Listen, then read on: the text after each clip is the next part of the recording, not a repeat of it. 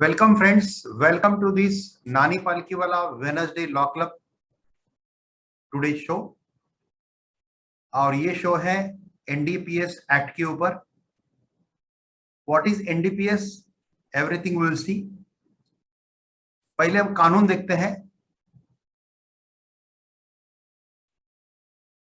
और कानून के बाद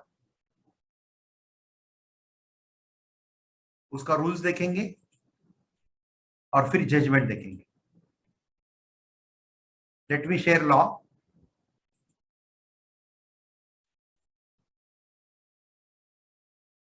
ये लॉ आपके सामने है दोस्तों। अभी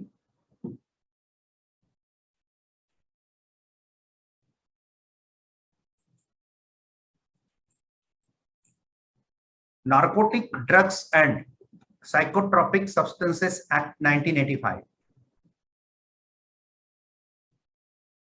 आज तारीख 14 सितंबर 2022 का है और मेरे पास करंट अपडेशन है 12 सितंबर 2022 तक की। जो भी अपडेशन ये लॉ में है सबके साथ मेरे सामने लॉ है। टोटल इसमें सेक्शन जो है ये 83 है और चैप्टर 6 है। Technically speaking this law is not much bigger but much important. इसमें डेफिनेशन जो है वो बहुत इंपॉर्टेंस रहती है और बाकी कुछ लॉज के बारे में हम देखेंगे, शॉर्ट में देखेंगे क्योंकि हमको मेन जजमेंट देखना है। नार्कोटिक ड्रग्स, साइकोट्रॉपिक सब्सटेंसेस, ये नशीले पदार्थ जो रहते हैं, कोकीन, गांजा, ब्राउन शुगर, हेरोइन, इसके ऊपर भारत सरकार के कंट्रोल है। क्योंकि ये दवाई बनाने के लिए भी लगता है,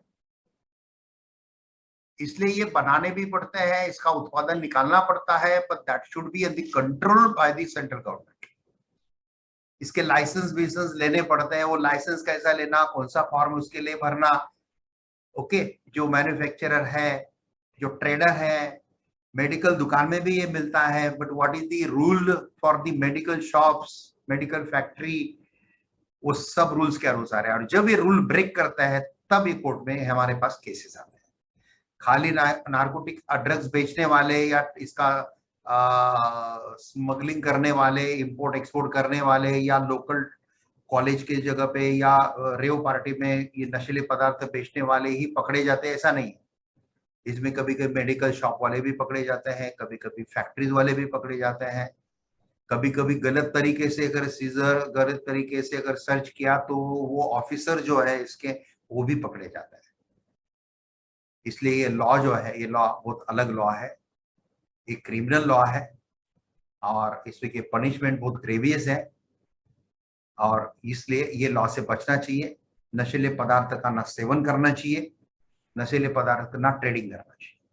अगर ट्रेडिंग करना है तो सरकार से परमिशन लेके प्रॉपरली, जो क्वांटिटी का आपको ट्रेनिंग मिला है, जो प्रॉपर क्वांटिटी में आपको लाइसेंस मिला है, उसी क्वांटिटी में आपने ये व्यापार करना चाहिए। ये लेकिन आज का हमारा शो ये बिजनेसमैन के लिए नहीं, हमारा शो ये लॉयर्स के लिए है।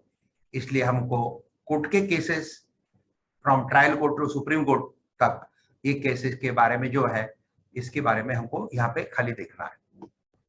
बाकी फॉर्म वगैरह सब रूल्स में आता है। अभी ये जो देख रहे हैं, we are observing the law, narcotic drugs and psychotropic substances act 1985।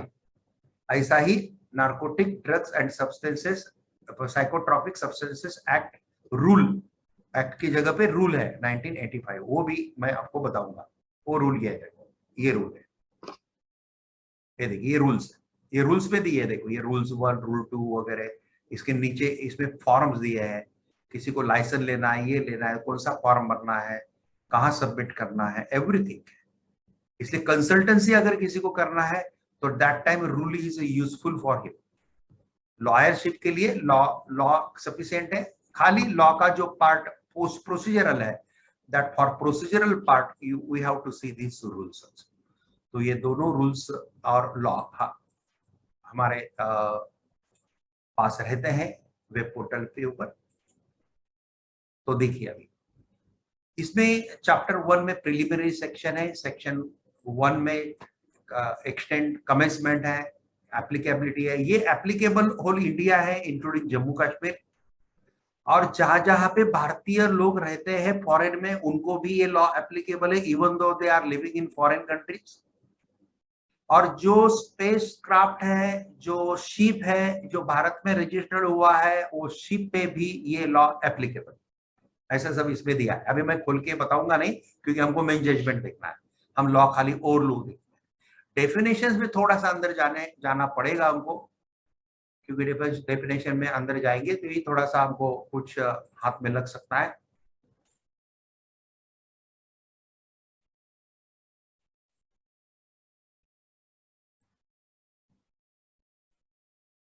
ये देखिए, हाँ, अभी थोड़ा सा डेफिनेशंस में अंदर जा रहा है।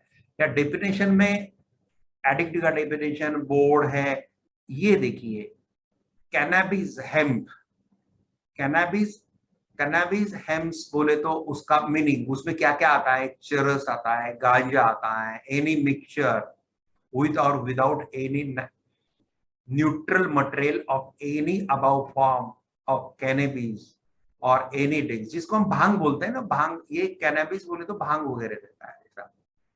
Cannabis plant, central government factories, Coca, Coca को, कोकिन कोका से बनता है, Coca derivative mills, crude cocaine, इसी जीओइन, कोकेन, ऑल प्रिपरेट, ये सब ऐसे डेफिनेशन जो है, ये डेफिनेशन यहाँ पे दिए हुए हैं।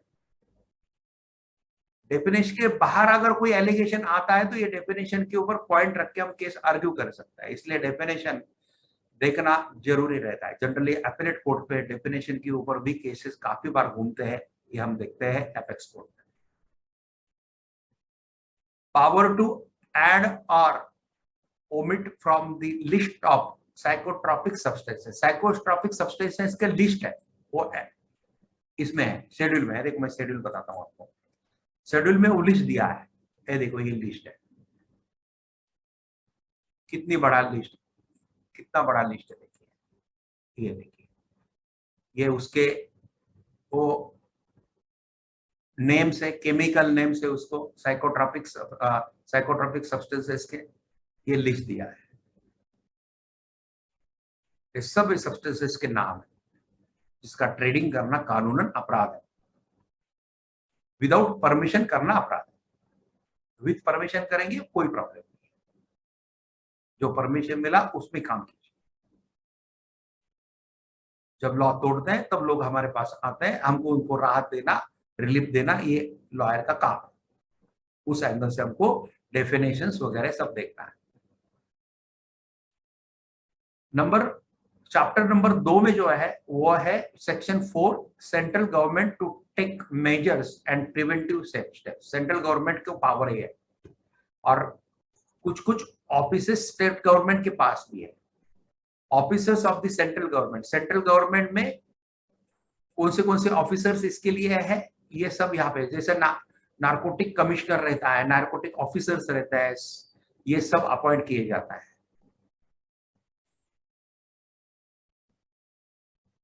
ये है narcotic drugs and psychotropic substances का कंसल्टेटिव कमेटी है। कंसल्टेटिव कमेटी में चेयरमैन, बाकी 20 सदस्य वगैरह कैसे रहते हैं, ये सब दिया है इसमें। ऐसे ही स्टेट ऑफिसर्स रहते हैं नारकोटिक ड्रग्स मैटर के कोड भी अलग रहते हैं, स्पेशल कोड रहते हैं। ये सेशन कोड जैसा ही रहता है, लेकिन इसके स्पेशल कोड होते हैं। फास्ट, जल्दी की जल्दी इसका डिसीजन होना चाहिए।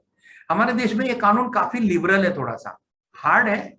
आईपीसी इतना तो इजी नहीं है, थोड़ा हार्ड है, पनिशमेंट बहुत हार्ड है, लेकिन इससे ज्यादा हार्ड फॉरेन कंट्रीज में कुछ कुछ जगह पे तो hang until the death direct punishment ही है। यहाँ पे डेथ पेनल्टी है, एक हाथ दो जगह पे ही डेथ पेनल्टी है, अदरवाइज डेथ पेनल्टी हमारे यहाँ पे नहीं है, कानून में ज्यादा बहुत रेयर मिलती है। और चैप्टर 2 जो है national fund for control of drugs and abuse, इसमें जो फाइन किया जाता है, यहाँ पे दंड किया जाता है, उसका एक नेशनल फंड बनाया है। और वो नेशनल फंड ड्रग्स अब्यूज में या ड्रग्स में जो शिकार होते हैं उनके लोग के अपलिफ्ट के लिए यूज होता है, कुछ ग्रैंड आते हैं, उसके नियम सब वगैरह सेक्शन 7A सेक्शन 7B में दिया है। अब हमको एज ए लॉयर और पब्लिक जो देख रही है मेरा प्रोग्राम लाइवली, जो पब्लिक देख रहे हैं, जो लॉयर नहीं है, जो ट्रेडर हो गए या हो गए, तो उन्होंने ये खास याद करके रखना है प्रोहिबिशन किस किस चीज के लिए। तो ये प्रोहिबिशन है, और वो अगर करते हैं तो फिर नीचे पनिशमेंट के सेक्शंस है। ओके, तो now we will see some prohibition of certain operations, ऐसा cultivate any coca plant or gather any portion of coca plant, cultivate the opium poppy or any cannabis plant। ऐसे cultivation भी बंदी है, produce, manufacture, possess, sell, purchase, transport, warehouse, use, consume, import interstate, export interstate, import into India, export from India, tranship any narcotic drugs, psychotropic substance except the medical or scientific purposes। अगर वो proper permission लेके medical scientific purpose के लिए करते हैं तो कोई problem नहीं, अगर ये नहीं है और ये करता है तो ये प्रोहिबिशन में आता है। सेक्शन 8A आल्सो प्रोहिबिशन है। फिर सेंट्रल गवर्नमेंट के पावर उसके कौन से क्या है, सब यहाँ पे दिया है। अभी पनिशमेंट देखते हैं, पनिशमेंट का बताता हूं मैं आपको। ये देखिए, ये पनिशमेंट है, बहुत सारे पनिशमेंट के सेक्शन 25, ये पूरे सेक्शन की पनिशमेंट की है। अभी देखो, poppy straw contravention in relation to the poppy straw. ये नशीले पदार्थ का कोई अगर प्लांटेशन वगैरह विदाउट परमिशन करता है, ये तो क्या है, where the contravention involves small quantity with rigorous imprisonment for the term which may extend to 1 year। Small quantity में आता है यहाँ पे, small, medium and commercial quantity. Commercial quantity ज्यादा हेवी है, उसका ड्रग्स का व्यापार करना ये बहुत अपराध माना है, इसमें ज्यादा पनिशमेंट है। लेकिन स्मॉल क्वांटिटी कुछ ग्राम में रहते हैं, जनरली ये पर्सनल यूज के लिए जो एडिक्ट लोग रहते हैं ना, ये इसमें अटकते हैं जनरली। बीच में कोई एक फिल्म स्टार था, उसका बच्चा इसमें अटक गया था।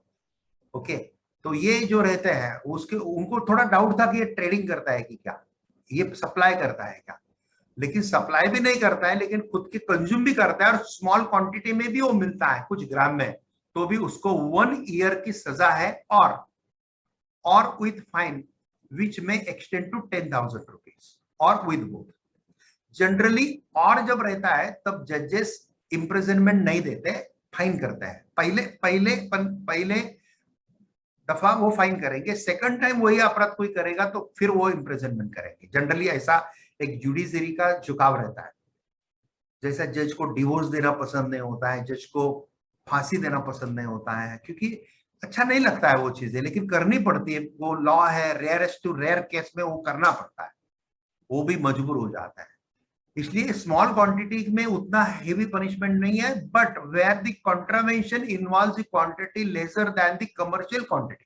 कमर्शियल क्वांटिटी से कम लेकिन स्मॉल क्वांटिटी से ज्यादा है। ओके, तो ये जो बिजली एजेंट रहते हैं ना, जो बेचते वाले, उनके पास ये क्वांटिटी मिलती है, small quantity, little bit larger than small, but not a commercial quantity. 1 kilo 2 kilo ऐसे कमर्शियल क्वांटिटी नहीं है, तो उनको rigorous imprisonment for the term which may extend to 10 years and with fine. और नहीं है यहाँ पे, ये ऊपर और था, तो और का सहारा जज ले सकता है। यहाँ पे जज को 10 years का पनिशमेंट में एक्सटेंड टू 10 years, वो 10 years तक दे सकते हैं। वो 2 साल का, 4 साल का, 5 साल का, जनरली 5 साल का देते हैं, ऐसा मैंने देखा है अभी तक, with fine which may extend to 1 lakh rupees. फिर 10,000 से लेके 1 लाख तक कुछ भी फाइन करेंगे, में एक्सटेंड टू, ज्यादा की ज्यादा वो 1 लाख देते हैं। और अगर कमर्शियल क्वांटिटी में मिल जाए तो फिर 20 years का इम्प्रिजनमेंट है, and shall also be liable to fine. Shall में नहीं है, शाल है। ये देखो ऊपर जो बी है ना दोस्तों, ये मे है। अगर उनको करना है मे एक्सटेंड टू 10 years, और यहाँ पे शाल है, यहाँ पे भी may extend to 1 lakh rupees है। यहाँ पे क्लियर कट है imprisonment 10 years but which may extend to 20 years, minimum 10 year तो देना ही देना है punishment, but which may extend to 20 year, तो 15 साल भी दे सकते हैं। और फाइन जो है वो shall also be liable to fine which shall not be less than ₹1 lakh. 1 lakh के नीचे फाइन नहीं कर सकते हैं, but which may extend to 2 lakh rupees. ये खास ये बताया। ऐसे ही अलग अलग, अभी ये पपी स्ट्रॉ के लिए, एक कोका प्लांट के लिए, ये प्रिपरेशन के लिए है, ओपियम पपी के लिए है, कल्टीवेशन के लिए है, कैनेबीज है, मैन्युफैक्चरिंग, ये सब पनिशमेंट लगभग ऐसे ही है, खाली अलग अलग कैटेगरी के लिए अलग अलग सेक्शंस है। Death penalty rarest rare case में यहाँ पे है, सेक्शन 31A में डेथ पेनल्टी है, और 29 है punishment for abetment and criminal conspiracy, punishment for attempt to commit offences. Attempt to commit offences में भी ओरिजिनल ऑफेंस को जो पनिशमेंट है वही पनिशमेंट बताई गई है। ऐसे सब अपील रिवीजन इसका उसका होता है, फाइनल अपील हाई कोर्ट में आएगा, और हाई कोर्ट से बाद सुप्रीम कोर्ट में अंडर आर्टिकल 136 आता है, जिसको हम SLP बोलते हैं। अंडर आर्टिकल 136 के ऊपर मेरे सेपरेट वीडियोस हैं यूट्यूब के ऊपर, आप देख सकते हैं। SLP in supreme court, jurisdictions of supreme court, छोटे छोटे वीडियो है जो पब्लिक एट लार्ज के लिए मैं बनाए समझने के लिए हिसाब से। Transfer matter in supreme court, arm forces matter in supreme court, SEBI matters in supreme court, company laws matters in supreme court, सभी सुप्रीम कोर्ट में 25-30 टाइप के अलग अलग जो भी मैटर चलते हैं, सभी के ऊपर एक वीडियो मेरे है जो 5 मिनट 10 मिनट के हैं। तो अंडरस्टैंडिंग के लिए कभी भी याद रखना, आपको कोई भी लॉ चाहिए, कुछ भी चाहिए, एक बार आप हमारे चैनल पे जाके देखिए। नानी पालकीवाला की कृपा से हमने काफी वीडियो बनाए हुए हैं, और छोटे छोटे, और ये जो है, लेकिन वो छोटे छोटे वीडियो बनाने के बाद है ना, मुझे इसका सेटिस्फैक्शन नहीं लग रहा था। मैं जनरल पब्लिक को इंफॉर्मेशन दे रहा हूँ, लेकिन मेरी जो लीगल फ्रेटर्निटी है, जो उनको, उनके साथ मुझे कुछ शेयर करना चाहिए, इसलिए फिर ये नानी पालकीवाला शो के माध्यम से ये 1-1 घंटे का प्रेजेंटेशन बहुत बढ़िया, थोड़ा सा शेयर भी होता है, और इसमें एक क्लूज भी मिलते हैं, और ये आपको बताते बताते मुझे भी कुछ आइडिया नई आती है। बोलते हैं ना, ज्ञान देने से हमारा ज्ञान बढ़ता है। ओके, ज्ञान ये ऐसी प्रॉपर्टी है जो देने से बढ़ती है, देने से कम नहीं होती है। तो this is a very good thing, इसलिए मुझे बिल्कुल परेशानी नहीं होती। खाली मैंने एक वेडनेसडे लीगल के लिए रखा है और एक वेडनेसडे एग्जिम के लिए रखा है, इसलिए हमारा एक वेडनेसडे को लीगल होता है, एक वेडनेसडे को एग्जिम होता है। अगले वेडनेसडे को एग्जिम होगा, एग्जिम आचार्य चाणक्य एग्जिम क्लब के नाम से, उसका ग्रुप अलग है मेरा। आगे वो ग्रुप के मेंबर बनेंगे तो आपको वो भी मिलेगा, वो भी शो मिलेगा। अभी ये लीगल का है, इसलिए मैंने आज लीगल के ग्रुप पे ही डाला है, एग्जिम के ग्रुप पे नहीं डाला है। Power to issue warrant and authentication वगैरह, ये जो है ये सब मैजिस्ट्रेट लोगों के पास पावर रहता है, ये सब मैजिस्ट्रेट लोग पावर ये करते हैं। Power to entry, seizure, seize, arrest without warrant, without warrant कैसे अरेस्ट कर सकते हैं, ये ईडी जैसा ही है, ये पीछे लगते हैं ना इसके ऑफिसर्स वगैरह में। एक केस लॉस पढ़ूंगा ना तो आपको काफी सिस्टम इसका प्रैक्टिकली एप्लीकेशन समझ में आएगा। अभी मैं थ्योरी बता रहा हूँ आपको लॉ का, लेकिन इसका प्रैक्टिकल एप्लीकेशन जजमेंट से ही पता चल जाता है। ऐसे बहुत सारे सेक्शन है दोस्तों, ये चैप्टर 5 में पूरा प्रोसीजर है, ये हमारे इसमें केसेस कैसे चलते हैं, फिर duty of land holder, duty of the certain officers to give the information of illegal cultivation वगैरह। Okay, power of attachment, crop illegally cultivated, power to stop and search conveyance, ये सब कुछ है। Power to undertake control delivery, 52A disposal of seized narcotic drugs, psychotropic substances.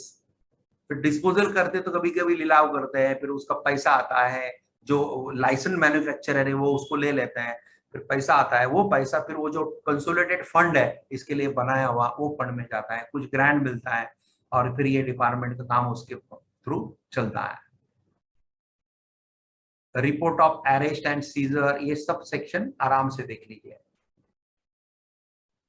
चलो, ये appeal से appeal का तो मैंने बता दिया, बाकी मिससेलेनियस है फिर बाद में। मिससेलेनियस में फिर जो बचा हुआ power of central government to make rules वगैरह, ये सब सेंट्रल गवर्नमेंट के हाथ में पावर्स है। Application of the custom act, custom act भी कुछ कुछ जगह पे एप्लीकेबल यहाँ पे है। ड्रग्स एंड कॉस्मेटिक एक्ट जो है इसके ये भी है। कस्टम एक्ट के ऊपर मेरा वीडियो है, कस्टम एक्ट के ऊपर मेरे ख्याल से मेरा नानी पालकी वाला शो नहीं है, लेकिन एक आधा शो मैंने कस्टम एक्ट के ऊपर लूंगा। मैंने फेमा के ऊपर लिया है, मुझे याद है फेमा के ऊपर लिया है, कस्टम एक्ट के ऊपर नहीं लिया है। तो लेकिन क्योंकि वो लेंगे, कभी लेंगे, बहुत सारे लॉ है, तो हम कभी न कभी उसका शो लेंगे, तो शो से वो पता चलेगा। दोस्तों अभी हम जा रहे हैं जजमेंट में। आपको मैं रूल्स थोड़ा बता दिया पहले ही, अभी हम जजमेंट में जा रहे हैं। अभी मैं थोड़ा स्टेयरिंग स्टॉप करता हूं और जजमेंट शेयर करता हूं। Now we are observing 2 judgments. Latest judgments है दोनों और बहुत बढ़िया जजमेंट है। दोनों जजमेंट एक्यूज के फेवर में है। जनरली ये लॉ में बोलते हैं कि ये नहीं मिलता है, बेल नहीं मिलती है, ऐसा ऐसा नहीं है, मिलता है, लेकिन थोड़ा सा दिमाग लगाना पड़ता है। हाँ, इजी नहीं रहता। एफआईआर, चार्जशीट, इन्वेस्टिगेशन, जो विटनेसेस हैं वो विटनेसेस में इंडिपेंडेंट विटनेसेस कितने हैं वो इंपॉर्टेंट है। रिलेटिव विटनेसेस रहेंगे, इन्वेस्टिगेशन ऑफिसर कंप्लेंट जो करता है वही इन्वेस्टिगेशन ऑफिसर है, तो फिर कैसा होता है अभी हम कुछ जजमेंट में देखेंगे हम। बहुत बढ़िया जजमेंट है दोस्तों ये। हाँ, अभी देखिए in the supreme court of India ये जो जजमेंट डिसाइड हुआ है ये 11/7/2022 अभी का हुआ। Criminal appeal number 923 of 2020। पहले एसएलपी होता है, ये एसएलपी का नंबर है। एसएलपी जब एडमिट होता है तब उसका क्रिमिनल अपील में रूपांतर हो जाता है। डायरी नंबर अलग, एसएलपी नंबर अलग, क्रिमिनल अपील नंबर अलग, ऐसा है। State of West Bengal versus Rakesh Singh. यहाँ पे राकेश सिंह हाईकोर्ट में जीता है, इसका मतलब ये होता है। और स्टेट जो है जनरली क्रिमिनल लॉ में स्टेट ही ये रहते हैं, कंप्लेंट रहते हैं, जैसे हम देखते हैं। तो वैसा ये स्टेट ऑफ वेस्ट बंगाल यहाँ पे अपील में आया है। एप्लीकेंट अभी यहाँ पे स्टेट ऑफ वेस्ट बंगाल है, रिस्पोंडेंट राकेश सिंह है जो हाईकोर्ट में जीता है। यहाँ पे अभी वो जीतता है या हारता है, देखते हैं क्या मैटर है, कौन हमारे कौन से न्याय देवता ने इसको एडजुडिकेट किया है। सो दिनेश माहेश्वरी, जस्टिस दिनेश माहेश्वरी जी और ऑनरेबल जस्टिस अनिरुद्ध बोस दोनों अभी हमारे पैनल जजेस हैं। बहुत नॉलेजेबल है, सुप्रीम कोर्ट के सभी के सभी जजेस नॉलेजेबल रहते हैं, बहुत पढ़ के आते हैं, बहुत बढ़िया ढंग से उनका सब काम चलता है। इसलिए मेरे जितने भी 40-50 किताबें पब्लिश है सुप्रीम कोर्ट के इस लॉज के ऊपर, वो सब मैंने सुप्रीम कोर्ट के पास्ट करंट जजेस को समर्पित की हुई है, क्योंकि उनका एक्यूमेंसी जो लॉ का है वो एक्स्ट्राऑर्डिनरी अच्छा है। Case note, narcotics enlargement on bail, अब यहाँ पे बेल मैटर है।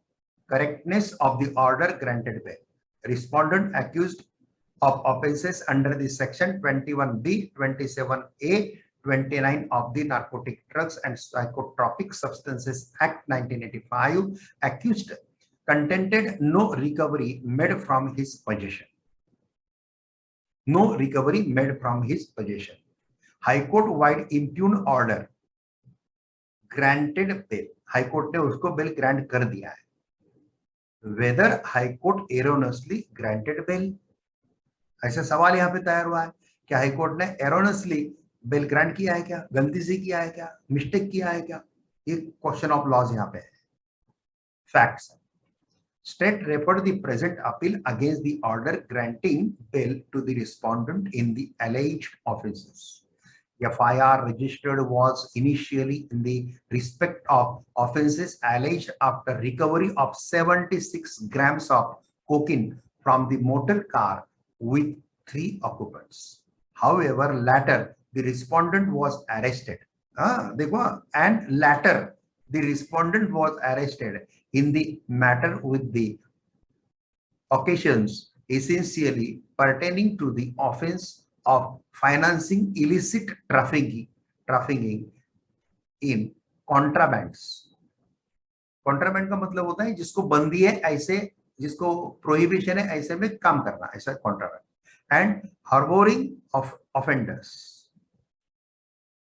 and with the allegations that he got the contraband procured and then got implanted in the vehicle occupied by the aforesaid three persons. Bail application moved, rejected by the trial court. Trial court ने bail application reject किया है. High court thereafter while impugned judgment. Impugned judgment का मतलब होता है दोस्तों, जो एकदम नए लोग हैं ना उसके लिए बता रहा हूँ, जो ऑलरेडी लीगल प्रैक्टिस करते हैं they know what is impugned judgment. नए लोगों के लिए बताता हूँ. impugned judgment बोले तो जो जजमेंट हम चैलेंज करते हैं ऊपर के अपील कोर्ट पे, उसको impugned judgment. impugned judgment granted the bail. High court ने बेल ग्रांट किया है, हेंस द प्रेजेंट अपील. इसलिए स्टेट ने यहाँ पे वो बेल कैंसिल करने के लिए स्टेट यहाँ पे आया है. Held while dismissing the appeal. Appeal यहाँ पे सुप्रीम कोर्ट ने डिसमिस किया है, इसका मतलब ये राकेश सिंह जीत गया है, उसका बेल कायम रहा है. The story. और आपको एक मालूम है क्रिमिनल लॉ में जब बेल मिल जाता है तो केस काफी वीक हो जाता है, एक्यूज छूटने के बहुत चांसेस मिल जाते हैं, ऐसा है.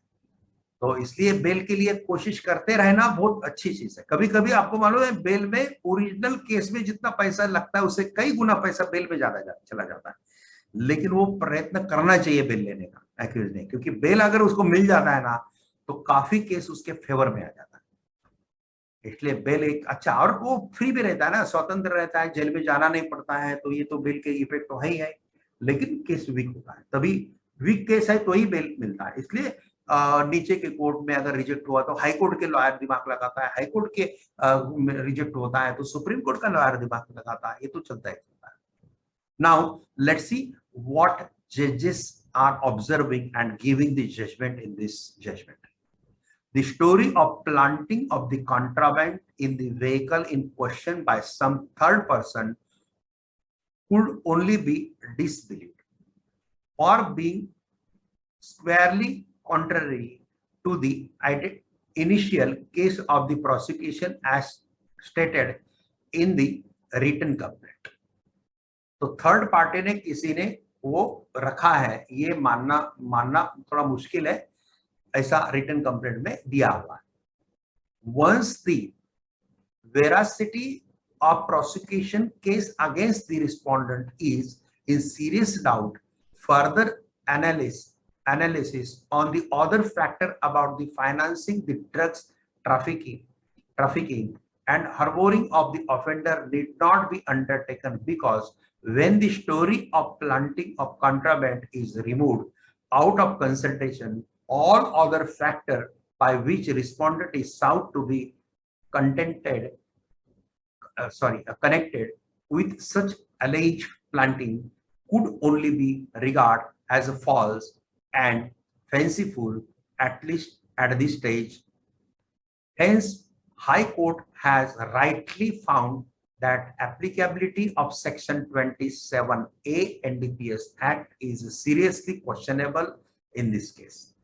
That being the position, and there being otherwise no recovery from the respondent, and the quantity in question being also intermediate quantity, the rigors of Section 737 NDPS Act do not apply to the present case. ये तो judgement का summary है, ऊपर detail judgment है. although the past history of the respondent and even his conduct in relation to the process concerning the present case give rise to a few questions, but the strong countervailing factor in the present case is the prima facie indication that prima facie भी बोल सकते हैं, prima facie भी बोलता है, हाँ दोनों बोलता है। ये वैसे भी ये इंग्लिश भाषा हमारी नहीं है, हम हमारे स्टाइल से प्रोनाउंसिएशन कर सकते हैं।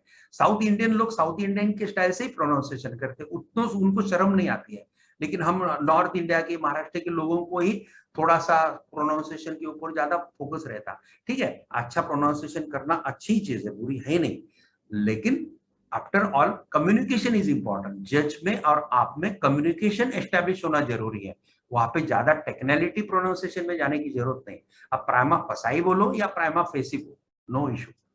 एक्चुअली स्टैंडर्ड प्रोनाउंसिएशन का प्राइमा फेसाई है, indication that he is being sought to be framed by concoction and baseless stories. Another factor noticeable is that respondent has not been involved in any NDPS Act case or any akin offense in the past. Past का थोड़ा background अच्छा रहता है तो bell मिलने में आसान हो जाता है। No reason to the consider interference in the order passed by the High Court, granting bail to the respondent with specific conditions.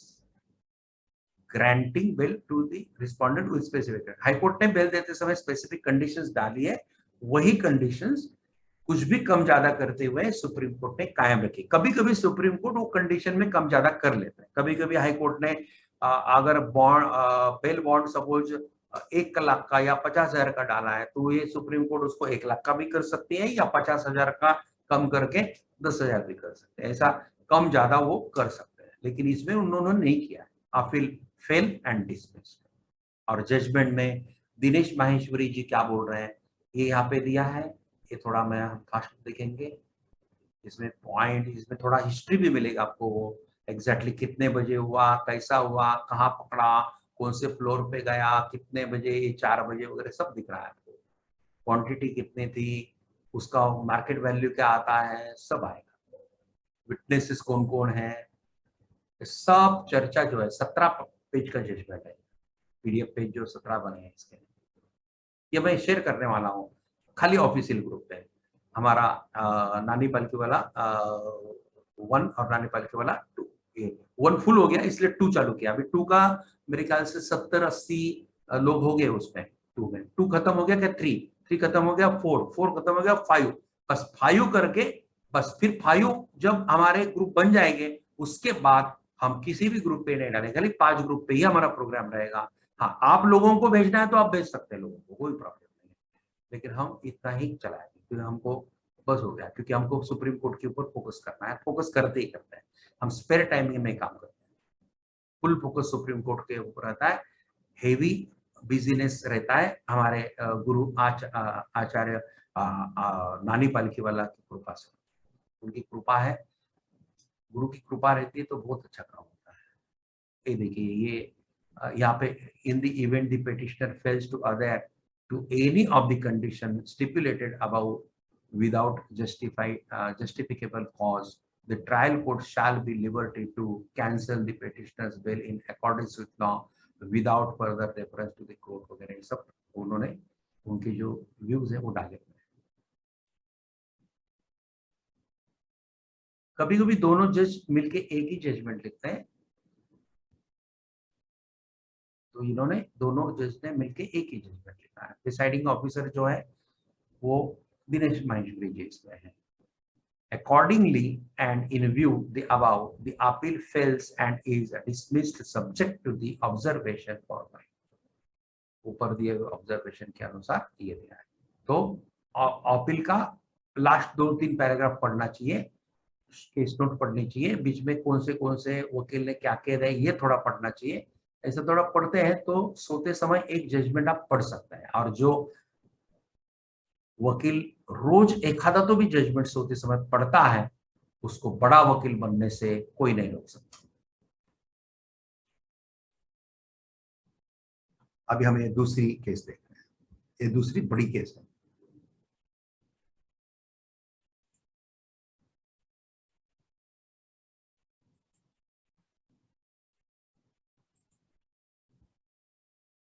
Mukesh Singh,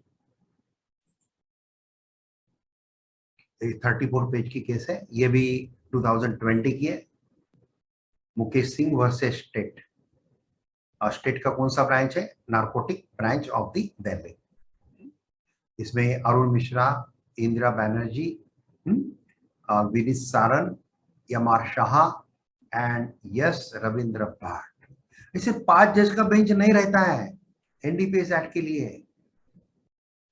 generally 2 जज के सामने चलता है, और पनिशमेंट अगर 10 साल के आगे वगैरह है तो 3 जज के सामने चलता है।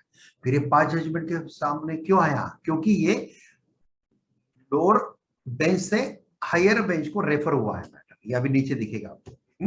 इसलिए 5 जज के बेंच को आया है। See case note, criminal informant is investigator,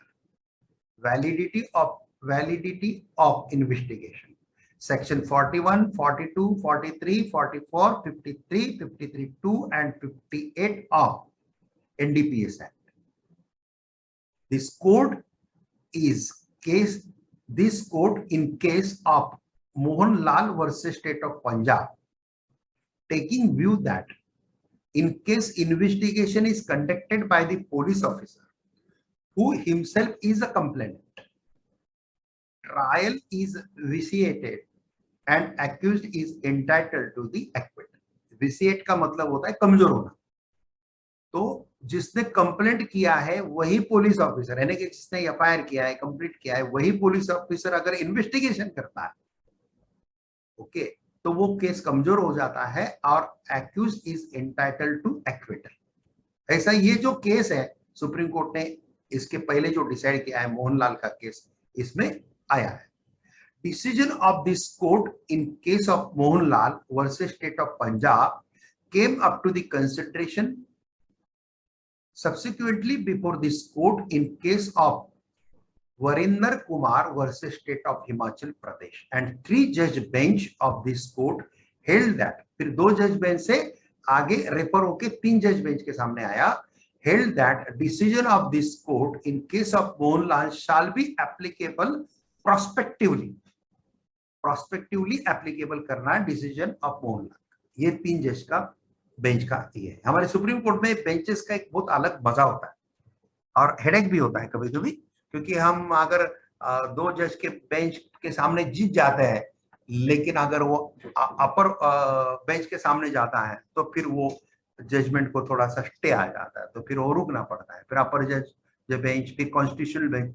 generally 5 जज का बेंच कॉन्स्टिट्यूशनल बेंच रहता है। आपको एक मेरा वेबिनार मिलेगा यूट्यूब चैनल के ऊपर सुप्रीम कोर्ट प्रोसीजर के ऊपर, supreme court rules and procedure 2013 का सुप्रीम कोर्ट रूल्स प्रोसीजर है, उसके ऊपर 2 घंटे का वेबिनार। उसमें काफी आपको सुप्रीम कोर्ट के रूल्स रेगुलेशन, कॉन्स्टिट्यूशनल बेंच कैसे बैठती है, क्या बैठती है, या इससे आगे भी बेंच रहती है। जनरली कॉन्स्टिट्यूशनल बेंच 5 जज की रहती है, 7 जज की रहती है, 9 जज की भी बैठती है।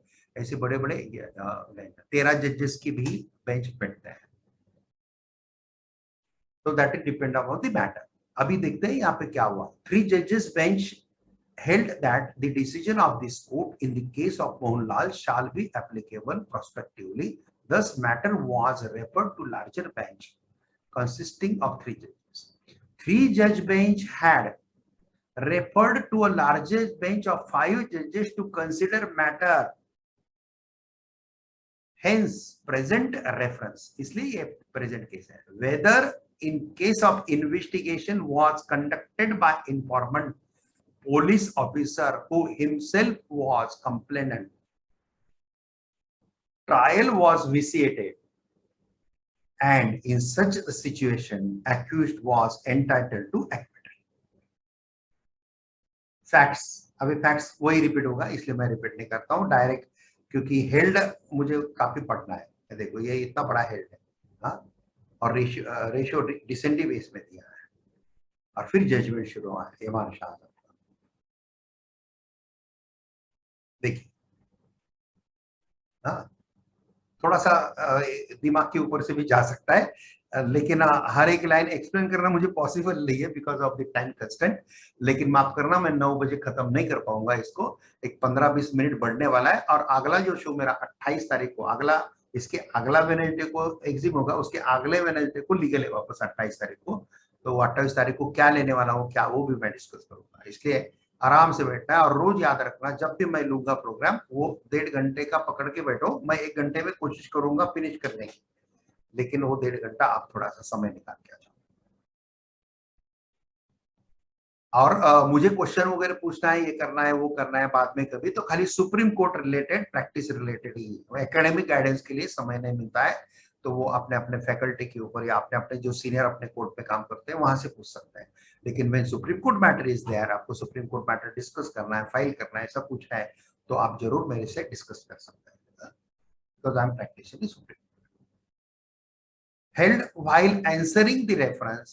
Section 53 of the NDPS Act provides that the central government, after consultation with the state government, may by notification published in the official gazette invest any officer of the Department of Central Excise, Narcotic, Custom, Revenue Intelligence, or any other department of the central government, including paramilitary forces or armed forces, or any class of such officer which with the power of an officer in charge of police station for investigation of the offenses under the NDPS Act.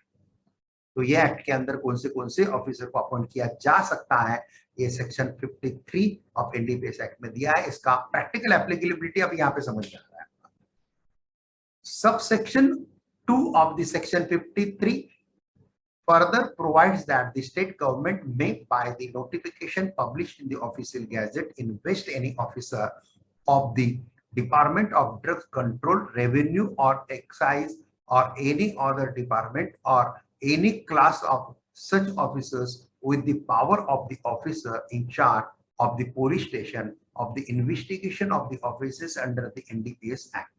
Therefore, other persons authorized by the central government or the state governments can be the officer in charge of a police station for the investigation of the offense, officer in charge of the police station for the investigation of the offenses. Section 53 does not speak that all those officers to be authorized to exercise the power of the officer in charge of a police station for the investigation of the offenses under the NDPS Act shall be other than those officers authorized under the section 41, 42, 43, 44 of the NDPS Act. It appears that legislature in its wisdom has never thought that the officers authorized to exercise the power under section 41 to 44 cannot be the officer in charge of a police station for the investigation the officers under the NDPS Act. बहुत अच्छा remark है, बहुत अच्छा remark. ये अगर follow करेंगे ना तो गड़बड़ नहीं होगा और इन्वेस्टिगेशन प्रॉपर होगा ना, तो आके उसको पनिशमेंट, अगर एक्यूज्ड सही में उसमें इन्वॉल्व है तो उसको पनिशमेंट जरूर होगा। लेकिन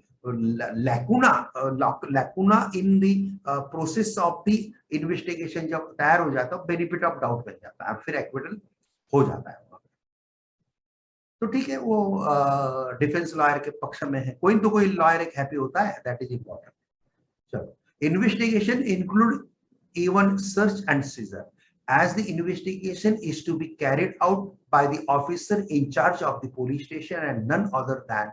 Therefore, for purpose the section 53 authorize the central government or the state government, as the case may be, invest any officer of the Department of the Drugs Control, Revenue or Excise, or any other department or any class of such officers with the powers of the officer in charge of a police station for the investigation of the offices under the NDPS Act. Section 42 confirm power to entry, search, seizure, arrest without the warrant or authorization to any such officer as mentioned in section 42, including any such officers of the Revenue, Drugs Control, Excise, Police, or any other department of the state government or the central government, as the case may be, and observe here in above. Section 53 authorizes the central government to invest any officer of the Department of the Central Excise, Narcotic, Custom, Revenue, Intelligence, or any other department of the central government or any class. Same ऐसा ही वहां पे दिया है और ये para पड़ता है last में. There was no reason to doubt that credibility of the informant and doubt the entire case of the prosecution solely on the ground that the informant has investigated the case. Informant अगर case investigate करता है तो फिर उसका ego होगा ही होगा, वो कुछ ना कुछ गलत करेगा. सो informant should not be investigation officer, ये ख्याल में रखना चाहिए. लेकिन जिस केस में, इसलिए जब आपके पास वो आता है बेल के लिए मैटर, इसके लिए मैटर या क्वैशिंग के लिए मैटर आता है, तो वो देखना चाहिए इन्वेस्टिगेशन किसने किया है, कंप्लेंट किसने किया है, फिर विटनेसेस कौन से हैं. इंडिपेंडेंट विटनेस है तो उसको वेटेज रहता है. रिलेटिव विटनेसेस है, ओके, जो विक्टिम के भाई है, विक्टिम के बहन है, विक्टिम का पिताजी है, विक्टिम के ये रिलेट, या पुलिस ऑफिसर्स विटनेसेस है, सब रिलेटिव रिलेटेड विटनेसेस में आता है. इसको उतना वेटेज नहीं रहता है कोर्ट में. इंडिपेंडेंट विटनेस जो आई विटनेसेस ऐसे रहता है, तो ये बारीक से अगर देख लेते हैं ना, तो you will find the lacuna in that particular case. Lacuna जब फाइंड हो जाता है ना, चेन जब ब्रेक हो जाती है ना इन्वेस्टिगेशन की, that there is a chance to, और उतना एक दो पॉइंट अगर बता देते हैं ना और समझ में आ जाता है ना कोर्ट के, तो फटाक से आपको रिलीफ मिल जाता है. और आपका रिलीफ मिल जाता है तो आपका क्लाइंट हैप्पी है. There was a solely on the basis of the some apprehension or the doubt, and the entire prosecution version could not be the discarded, and the accused was not to be straightway acquitted until the accused was able to establish and prove bias and the prejudice. ये भी दिया. Investigation जिसने complaint किया है उसने investigation किया है, इसका मतलब वो एक्विटल हो गया, ऐसा नहीं है.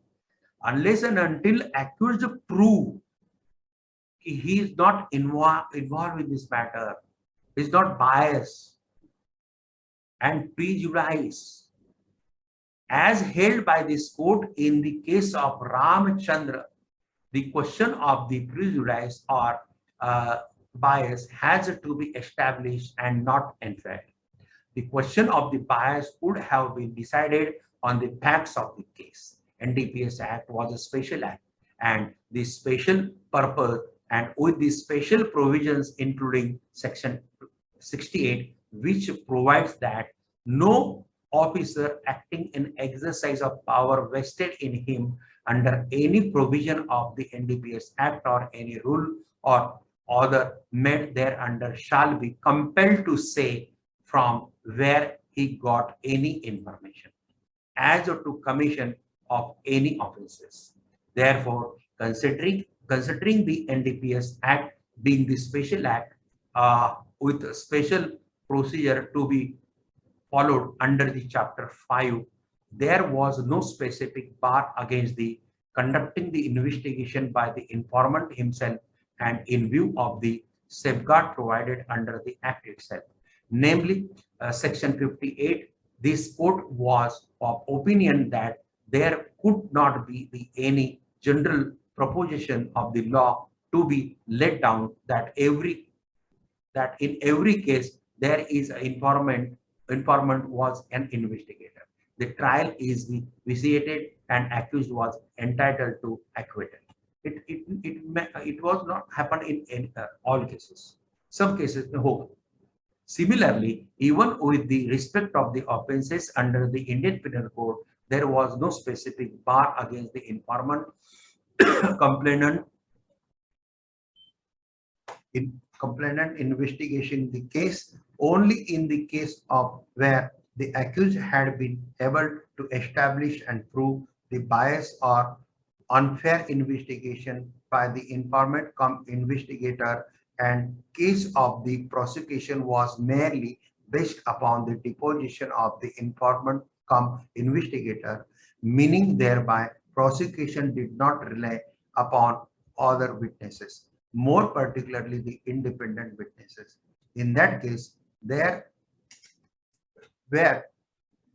the complainant himself had conducted the investigation, such aspect of the matter can be certainly be given due weightages while assessing the evidence on the record. Last line for last हो गया. As rightly observed, if all such investigation could only be the assailed on the ground of the bias or the real livelihood of the bias of the part of the investigating officer, the question of the bias would depend on the facts and the circumstances of each case. ये भी एक clue दिया है देखो इन्होंने कि अगर वो इन्वेस्टिगेट ऑफिसर बायस करता है, प्रीजुडाइस माइंड से कुछ करता है, ओके, भेदभाव करता है, प्रीजुडाइस माइंड करता है कोई वो ये, तो वो अगर आप कैच करके कोर्ट को बताएंगे तो भी बेनिफिट ऑफ डाउट मिलेगा, 100% मिलेगा. Lay down the bold and unqualified proposition that in every case where the police officer who registered the case by lodging the first information conducts the investigation that itself be accused, itself has caused prejudice and to the accused and thereby vitiate the entire prosecution case and accused was entitled to acquittal. और ratio डिसेंडी इसका एक मर्म बोले तो एक सिद्धांत यहाँ पे क्या तैयार होता है, merely because the informant is investigator, by that itself the investigation would not suffer the voice of unfairness or bias, and therefore on the sole ground that informant is the investigator, the accused is not entitled to be acquitted. उसके साथ साथ और भी उसका बायस या ये ऐसे कुछ चाहिए तभी उसका एक्विटल हो सकता है. इसमें उसके फेवर में डिसीजन गया और लैकुना के कारण वो अभी वो सच भी गुनहगार था नहीं था मालूम नहीं, और ये झंझट में हमने पढ़ना भी नहीं लॉयर में. लॉयर के पास टेररिस्ट आता है तो भी केस लेना, लॉयर के पास रेपिस्ट आता है केस लेना, लॉयर के पास मर्डरर आता है केस लेना. एक लॉ का कानून नहीं बताता है हमारा, एडवोकेट एक्ट हमको कंपेल करता है केस लेने, क्योंकि वो गुनहगार है नहीं है ये जज देखेगा, जज डिसाइड करेगा.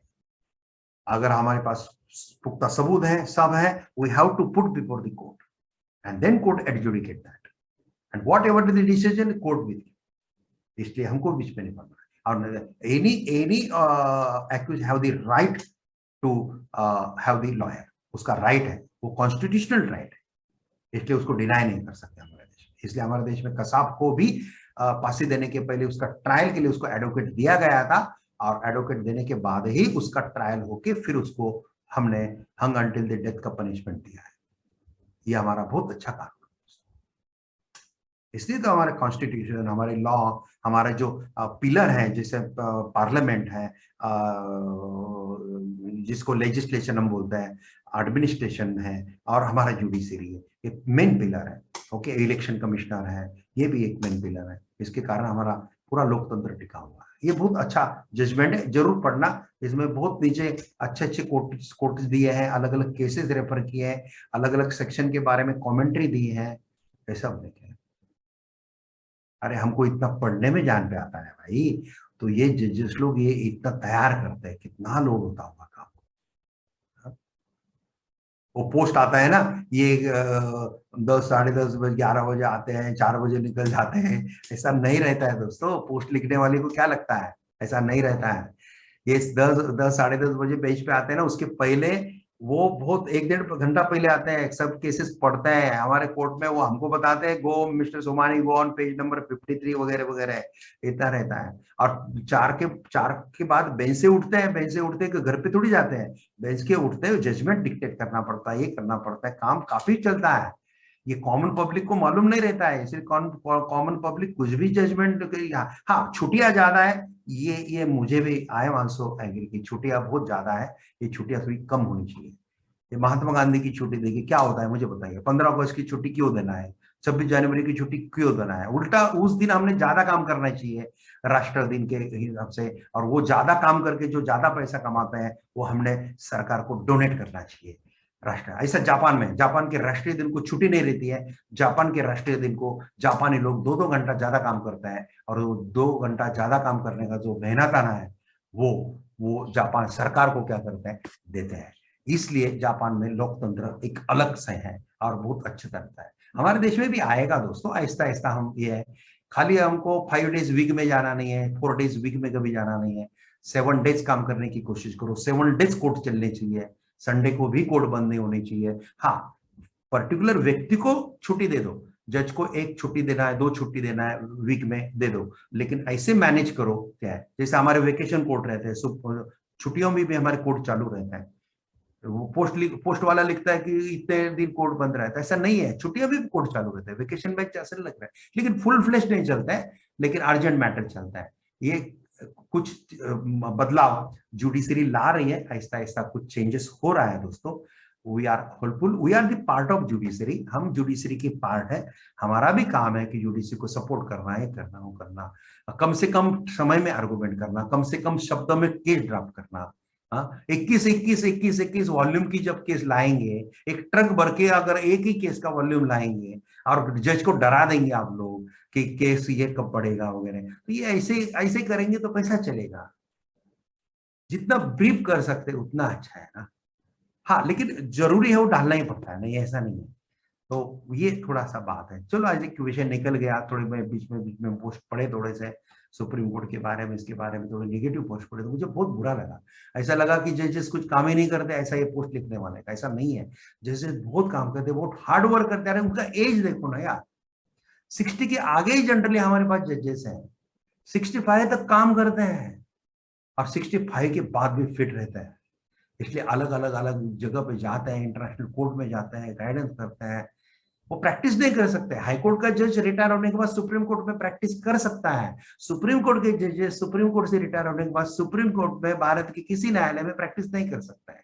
इसलिए उनको थोड़ा सा गवर्नमेंट अलग टास्क देती है, जो एक्टिव रहते हैं इतने जैसे। इसलिए थोड़ा रिस्पेक्ट रखो जुडिशरी से दोस्तों। वो जुडिशरी आपके लोकल हो, ट्रायल कोर्ट की हो या हाई कोर्ट की हो, या रिस्पेक्ट दो। उनका जो दोष है दोष बताओ, लेकिन रिस्पेक्टफुली बताओ, एकदम डी रिस्पेक्ट मत करो।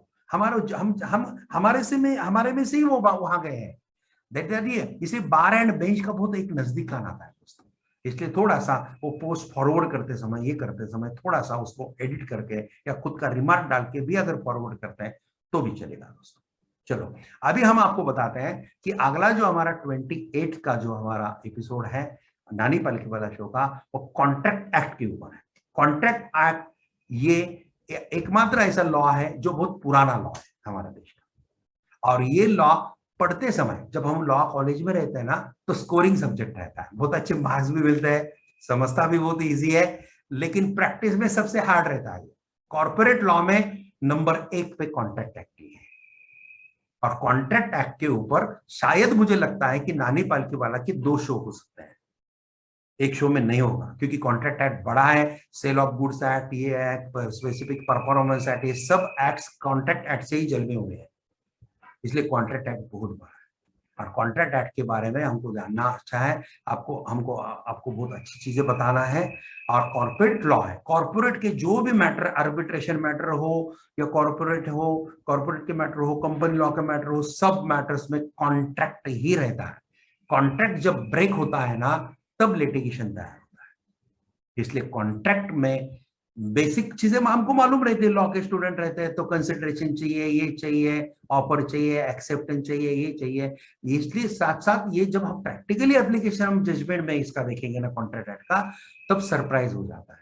इसलिए हम कॉन्ट्रैक्ट एक्ट के ऊपर का जो हमारा नानी पालकीवाला शो है, ये हम एक एपिसोड में नहीं लेंगे, 2 एपिसोड में लेंगे। इसलिए पार्ट 1 अगले 28 को होगा, पार्ट 2 उसके 15 दिन के बाद के वेडनेसडे को हम लेंगे। और वो जजमेंट जो डिस्कस किए हैं, वो जजमेंट भी हम ग्रुप पे डाल देंगे, और इसका वीडियो भी ग्रुप पे डालेंगे। तो वीडियो आप आराम से देख सकते हैं, लेकिन कोशिश करो लाइव अटेंड करने का, क्योंकि लाइव का एक मजा अलग होता है और लाइव का एक इंटरेक्शन अलग होता है, और मजा भी आता है। और लाइव में क्या होता है, 1 घंटा बैठते कंपलसरी मेरे सामने भाई, अभी सपोज 1.25 घंटा बैठे मेरे सामने आप, आज आप ऐसा वीडियो बाद में देखते तो होता नहीं है, फिर थोड़ा 5 मिनट देखा, फिर फॉरवर्ड कर दिया, फिर देखा, ऐसा ऐसा होता है।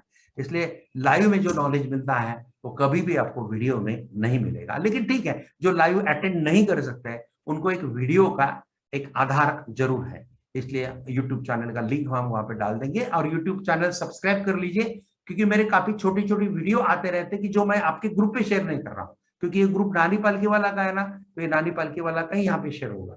इसलिए यहाँ पे मैं बाकी कोई शेयर नहीं करता हूँ। मेरे बाकी वीडियो है, हमारे बुक्स के बारे में इंफॉर्मेशन है। You will not get that information in this group, क्योंकि ये ग्रुप स्पेशली एक सोशल ग्रुप है और नानी पालकी वाला के लिए ही ये ग्रुप है। इसमें मेरे वेबिनार के ऊपर ही आपको मैसेज आएंगे, मेरे पर्सनल अचीवमेंट या पर्सनल कुछ जो है ये इसमें नहीं आएगा। हाँ, मेरा पर्सनल ब्रॉडकास्ट ग्रुप एक लॉयर का अलग रहता है, वो ब्रॉडकास्ट ग्रुप के ऊपर मैं वो डालता हूँ। बहुत बढ़िया।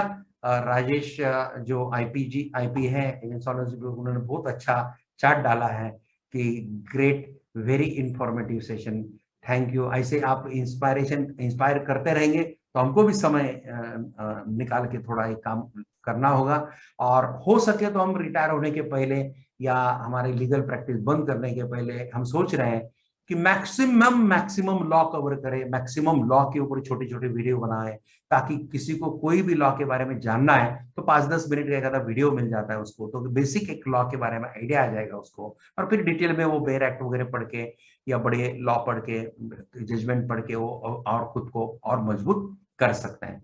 तो चलो दोस्तों, अगले उसके नेक्स्ट जो हमारा शो रहेगा उसमें हम कॉन्ट्रैक्ट एक्ट पार्ट 1 और उसके जजमेंट देखेंगे, और वो कॉन्ट्रैक्ट एक्ट कितना वैरायटीज है, कितना वास्ट है, और पूरे वर्ल्ड में चलता है। ठीक है, हाँ, अलग अलग देश का अलग अलग कॉन्ट्रैक्ट एक्ट है लेकिन सिमिलर है, याद रखना। इसलिए इंटरनेशनल आर्बिट्रेशन मैटर के लिए आपको कॉन्ट्रैक्ट एक्ट रेफर ही करने पड़ते हैं, आर्बिट्रेशन मैटर उसके ऊपर ही चलता है। तो आर्बिट्रेशन मैटर के ऊपर हमारा एक नानी पालकी वाला शो हुआ है, आप आर्बिट्रेशन का अगर अटेंड नहीं किया है तो वो वीडियो देख लीजिए जरूर यूट्यूब पे जाके, तो आपको वो भी मिल जाएगा शो। आर्बिट्रेशन नेशनल इंटरनेशनल दोनों आर्बिट्रेशन के ऊपर मैंने वो लिया है। चलो दोस्तों, आज के लिए इतना काफी है। जय Hind, Vande Mataram, thank you very much.